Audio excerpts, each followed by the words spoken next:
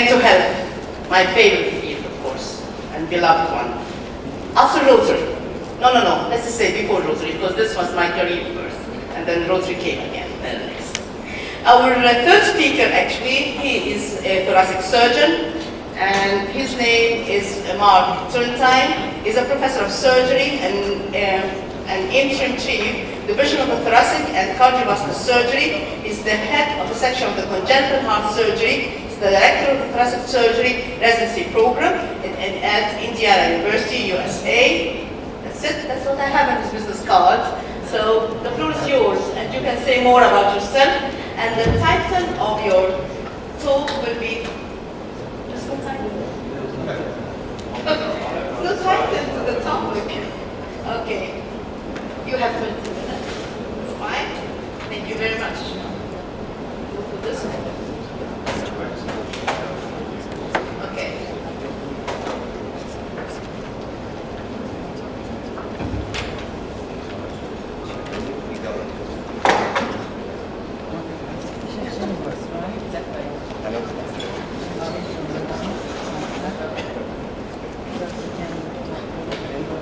Morning. Morning. Morning. Morning.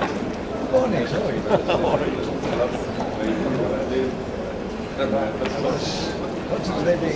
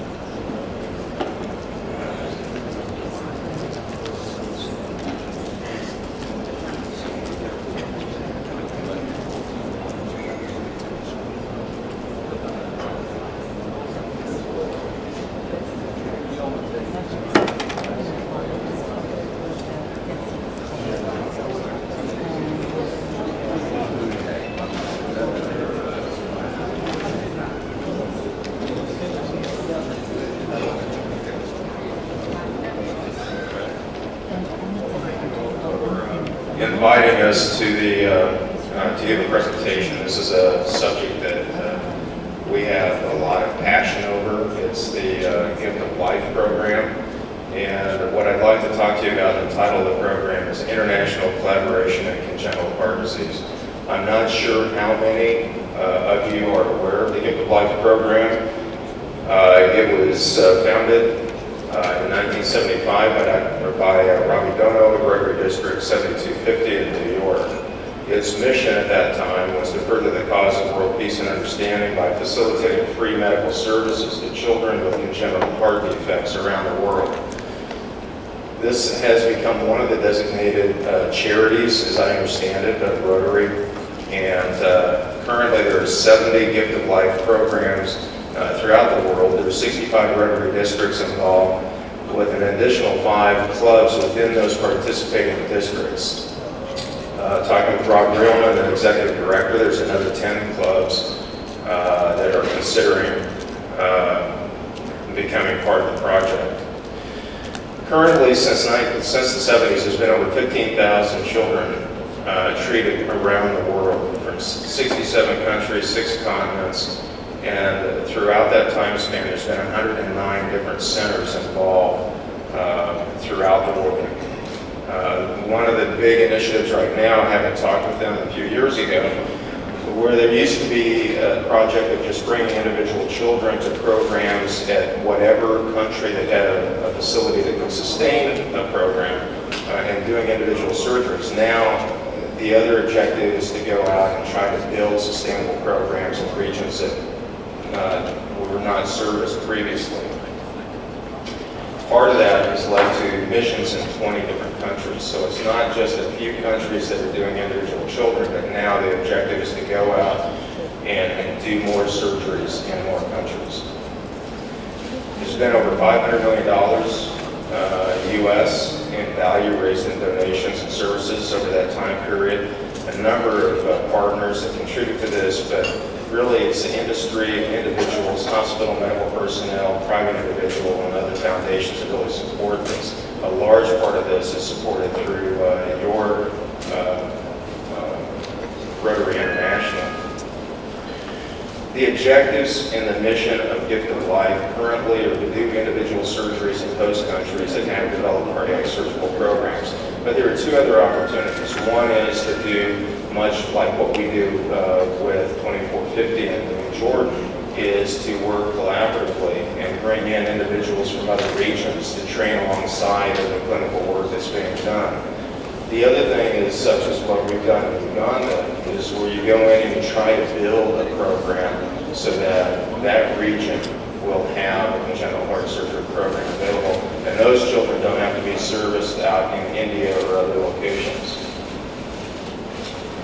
So our Gift of Life program began in 1998 at Ryland Hospital for Children in Indianapolis, Indiana. Since that time, we partnered with several others, and we've done 174 children, both locally at our institution and abroad. There's been a number of partners that have helped us create the program that we have. It started off with Steve Sosebee, and I understand that he may have given a talk here yesterday. We've interacted with him, but not had the privilege of meeting him, so I just hope if he is here, I would love to meet him. But a number of different private organizations. Tom Dearline Foundation has been a huge supporter, and also with Kampala. But the biggest partner that we've had has been Rotary District 2450, and in particular the Cosmopolitan and Petra Clubs. The location of the surgeries that we've been able to perform is depicted by this slide. Very few are we able to do at home locally. We get much more opportunity to do more cases when we go abroad. It's a matter of funding and the Rotary grants, and I'll go through some of that on how you can do it, but that makes a huge difference on the return of investment. This is a graph that depicts the volume of cases that we're able to do. Through 2006, we were just doing individual cases at our own institution. When we began to partner with other people in other organizations, the funding allowed us to do many more cases than we were able to do locally at home. And since that time, we currently do about 24 to 30 cases a year. Most of those outside of the country, and most of them in Amman with the collaboration that we have. Locally, we've done children from over 20 continents, or 20 countries with 5 continents, but we're capped at about 5 cases a year. It's a matter of economics. We can't afford the cost of these children locally. It's so expensive in the United States and the hospital systems that we used to get $5,000 per child. It doesn't come close to the cost. The hospital underwrites it because of our request to do some philanthropic medical work. But we have no ability to do any training component. We cannot develop any infrastructure development. It's all just a surgical procedure and family contact, which is fine, but it limits the return on that investment. To Uganda, we've done 3 trips, 1 for planning, 2 for surgical missions. There was a memorandum of understanding just recently signed by the government that gives them $500,000 US annually to help build their program. So I think in Kampala, we will start to see one of those mission objectives start to become a reality, where you build a sustainable program that will service Central Africa. There is a 5-year plan to do so. We, along with Magdi Yakub and his group out of England, have been servicing them to give some surgical support. But our primary partner has been you. And since 2007, we've done 9 missions collaboratively. 7 of those missions were in part jointly sponsored by Rotary International matching grants. The first 2 were with Cosmopolitan, and then we had a subsequent 5 grants, and actually I was reminded one year we did 2 grants for 1 mission, so we've had 8 grants in total between Cosmopolitan and Petra. 2 of the missions were a bit restricted, and they were all done with local funds from both sides. The expenses covered are primarily hospital, lodging, and food when necessary. Travel expenses are typically to the family's responsibility unless they really don't have the means to do so, and we find money for that. All professional services are donated. We get a number of donations from corporations to help underwrite the cost of using particular equipment, patches, reparative material. We get a lot of donations to help keep down the cost. For our trips to Amman, the countries of origin of the patients that we've interacted with are on the left, 6 different countries, but a number of nationalities that live within those countries, particularly in Jordan, where we try to service children that either can't afford or can't access a healthcare system, and that's really our objective with the program. Other than heart transplantation and the most severe form of left-sided underdeveloped heart defects, virtually everything else we've done on these trips.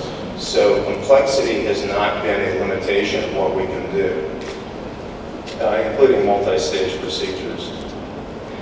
The Rotary funding sources are both from a direct club donation, but the matching grants is what has sustained the program so far. And as you all know, with DEF, you get a 1-to-1, dollar for dollar, and then for cash, it's 50 cents to the dollar. Now, 2 years ago, vocational training grants, which you know more about than I do, came into being with Rotary, and we, I think, executed the first one in Uganda. I believe your district now is going to be involved with, is going to be included with that, and so that's another source of how we can put together educational training and clinical surgical camps or missions. So what is the return on this investment? Well, clearly to save the life of a child, but it's also to improve the quality of life. I think one of the things that people may not understand is that a heart defect does not mean you're going to be ill for the rest of your life. A 2-hour procedure can change it from a limited life expectancy to a normal life expectancy. And I think that's where the opportunity lies with these programs. And certainly the interaction that we have between each other, I think, fit in with the goals and objectives of Rotary International.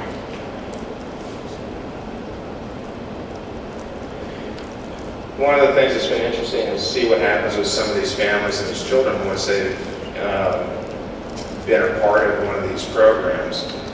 A mother in Iraq constantly emails me. She finds children that are in need.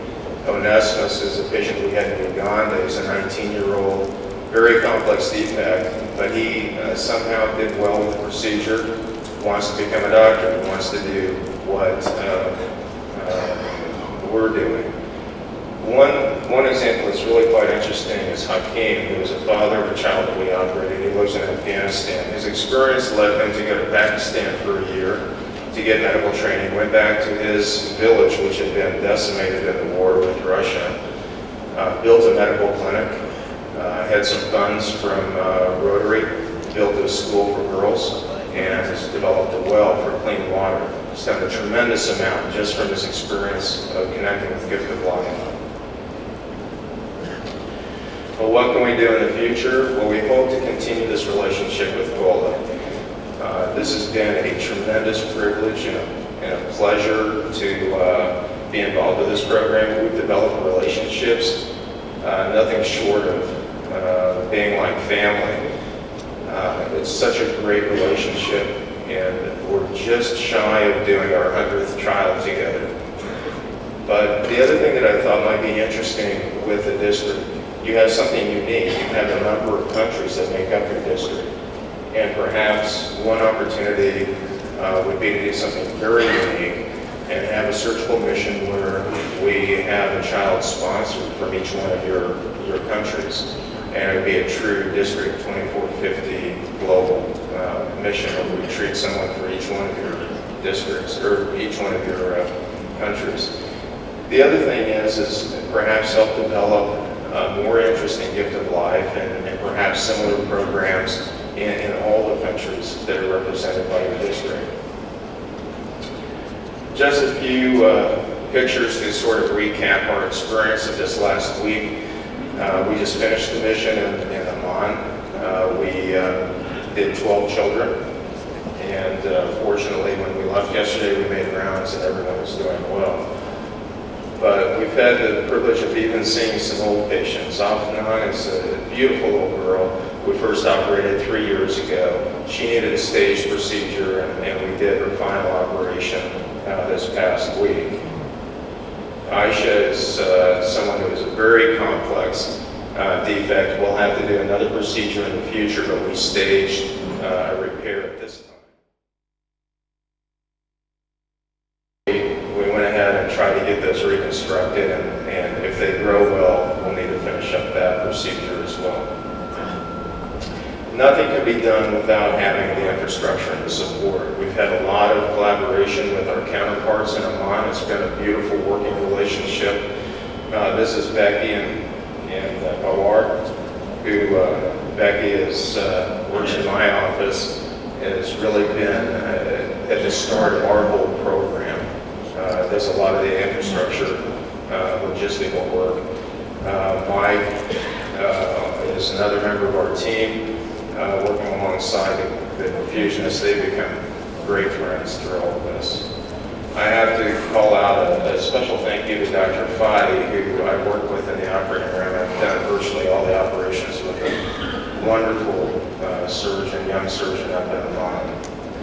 But what really is amazing about this is where you can do a simple operation, spend a couple of hours, and if you look at the left, that was the hand of one of the patients that we did this past week. And I don't know if it projects well, but the fingernails and the hands are quite blue. Following the repair, the pinkness of the lips tell you how much just a simple thing can change a life. I want to let you know that the Rotary Act was active with us in Amman. Your young Rotarians came up, visited the children, very enthusiastic, very engaging. One of the things we did on this particular trip is it was very multinational, whereas we talked about doing clinical work, but we had a nurse and a cardiologist from Libya, from Benghazi, over on your right.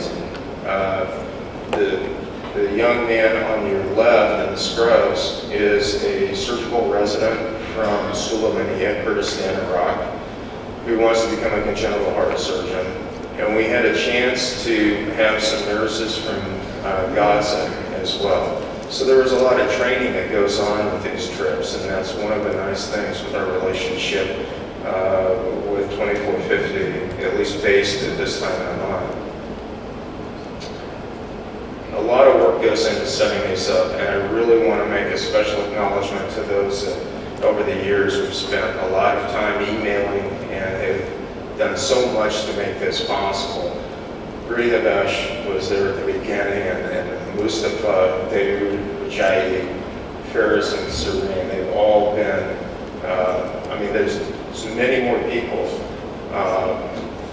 but these represent at least the leadership of GOLA over the past few years that we've interacted with, and I really want to thank them. I want to leave you with one picture, which is my favorite of the 10,000 we've probably taken over the last couple of years.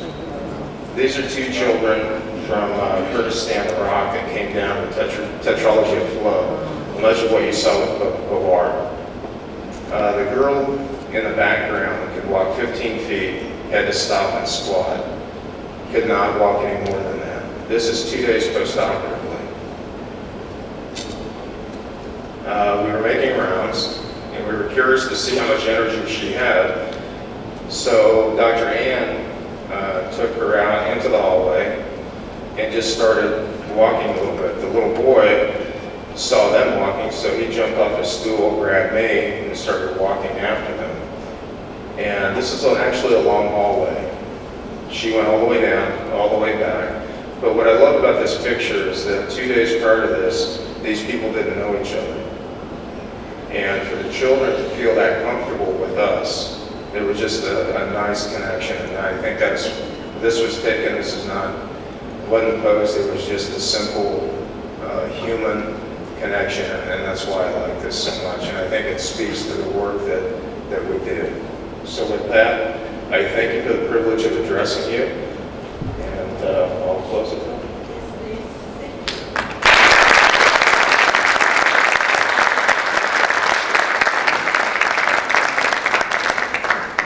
Thank you, Dr. Mark, for this cooperation between the Gifts of Life and Rotary, and this is a wonderful, actually, achievement done by you, the Rotary. Thank you very much. The floor is open for questions, please. For 1 minute, we can have questions. So well done your job. Thank you very much. Thank you. It's an opportunity also to talk about something like this. The same happens in Egypt. It is done by one of our eminent and pioneer doctors, Sir Magdi Abu. He is he's living in England, actually. He's English-Egyptian. And he had built a center for cardiology for children, not only for the Egyptians, but all around the world for free. It is the same. And when he came to Egypt, not to Egypt actually, he came to our Zone Institute last year, we just had a contract with him, or want to collaborate the Rotary with him to help in his center. So it's the same like Gifts of Life. Ahmed, would you please sit down until I introduce you, please? Just have a seat? Yes. Just have a seat until I introduce you. Okay, thank you.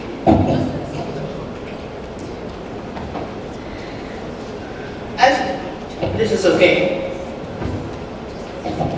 As the Rotary Foundation, we know it has implemented 6 areas of focus, one of which is the disease prevention and treatment. Of course, I thought that today we want to have to talk about polio. As you can see, I am so much involved in the polio since many years since I had joined Rotary. So, as we know that polio now, or eradication of polio, had been eliminated from all the countries of the world except in 3, which is Pakistan, Afghanistan, and Nigeria, and we hope in the coming few years it will be eliminated. So today we're not talking about polio, but we are just taking one of the focus areas, which is disease prevention and treatment, which is cancer breast. This will be given by Dr. Ahmed Fuad Sidqi. He is a dentist, and I'll tell you, don't get confused, I'll tell you why he's a dentist and why the title of his topic is cancer breast, okay? So he's a dentist and he's the vice president of Plenary University in Bani Suef and he became a Rotarian since 1984. Now he's the vice president. He was a president of his club from 1995 to 1996. He was an assistant governor from 2007 to 2009. He is married with 3 children. So why we are talking about cancer breast and he is a dentist? There's no relation whatsoever. But the thing is, he is monitoring a campaign for the cancer breast. Of course, cancer cannot be prevented, but it can be treated. Some of the types of cancers can be treated. So let's see what he's going to tell us about the breast cancer. Thank you.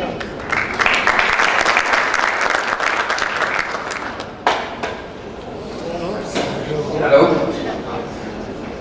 Unfortunately, I lost my bag at airport and all data of my nice lecture I expect. So no data today is us. But as a Rotarian, we have a great problem in our country, Bani Suef, Egypt, Upper Egypt.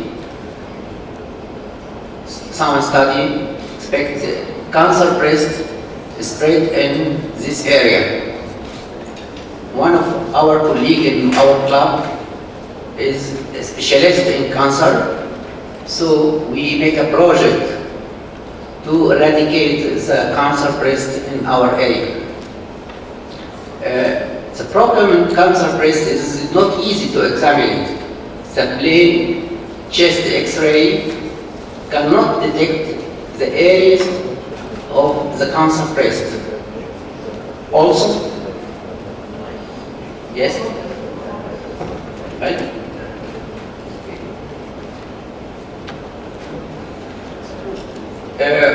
Also, the other investigation to examine the cancer breast is so expensive. So we made agreement with General Medical Institute to prepare a car, a special car. It is very difficult to bring in this area. But we make agreement with them. The car costs about 22 million. It had all the equipment of examination for cancer breast. This is a very big car. It had a mammogram machine which can be detected the cancer, the area cancer of breast. So we could prepare this car and bring it in our country, Venezuela, which far from Cairo, about 100 kilometers, and stay in our country about 6 months. Also, we make some areas in very poor areas of my country to bring 100 of female with average age of 40 to 60 and make examination. We could discover 3 cases from 600 which discovered, and we sent them to Cancer Institute to make the operations. Also, this machine we could bring in our country, could examine more than 5,000 of female all over the country. As we make effort to bring this car in our country, otherwise no examinations of these poor women to detect their cancer. We make brochures, 1,000 brochures, and how the woman in her house can be examined herself. We train them with a specialist to detect or expect she had a cancer. So as we do everything in this field with cooperation with governor and other people. Thank you. Once again, I'm sorry for that prepared data and pictures, very nervous, but Thank you very much. At least you made your point and you will feel that you had a campaign against cancer. any question? Thank you very much. Anybody has a question to Samir again? Thank you, Samir. No, go ahead. Yes, you make the session very active. Let's keep the mic on Samir. Thank you. You said that you've imported a car or you hired a car for 22 Millions. The government had. The government has. Yes. So you borrow it. We could bring this car in our country. Does this car have a mammography Yes. machine and an ultrasound and Yes. all the necessary all the things? machines to examine the patients and diabetic blood pressures and all examinations she had. Very big car. Okay, thank you. Thank you very much. Can we give a second applause to all our eminent speakers?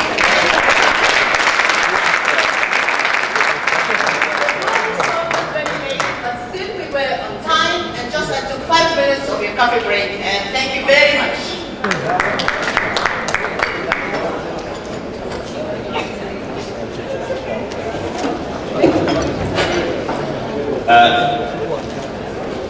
Before you go, affordable.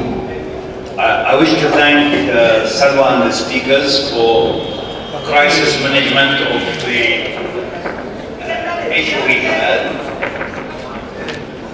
I take full responsibility for the mix-up that happened, Salwa and the speakers, and I thank you for picking it up.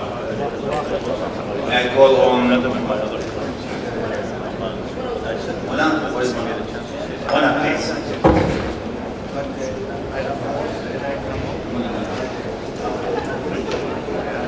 That's okay. But you wrote down something.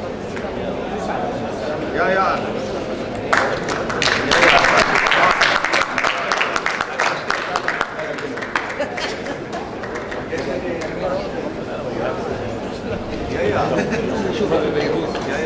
Marlena.